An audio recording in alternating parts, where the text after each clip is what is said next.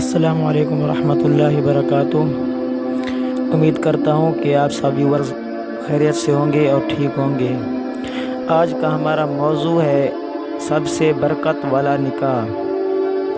بسم اللہ الرحمن الرحیم۔ نکاح اور شادی کے لیے جو بکھیڑے آج کل ڈالے جاتے ہیں یہ ہمیں اسلام نے نہیں بتائے، بلکہ یہ سب بے دینی کا نتیجہ ہے۔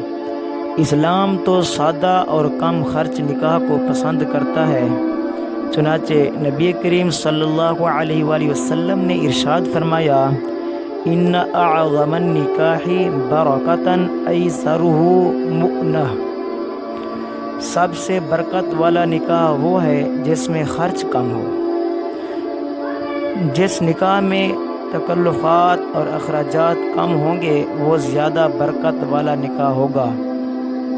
اس کی برکت سے میاں بیوی کی زندگی میں بھی خوشیاں اور برکتیں آئیں گی۔ اس کے برعکس وہ نکاح جس میں طرح طرح کی رسومات، بدعات اور خرافات ہوں، خلاف شریعت اعمال ہوں، مال و دولت کا ضیاع ہو، وہ اللہ تعالیٰ کی ناراضگی کا سبب بنتا ہے اور اس کی بے برکتی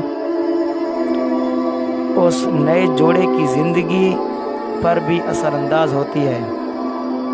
یہی وجہ ہے کہ لوگ لاکھوں روپیہ خرچ کر کے بچیوں کو گھر سے رخصت کرتے ہیں اور وہ دوسرے دن روتی ہوئی گھر آ جاتی ہیں۔ نکاح کی اصل روح نکل جاتی ہے اور مردہ باقی رہ جاتا ہے، اس لیے پھر وہ پائیدار بھی نہیں ہوتا۔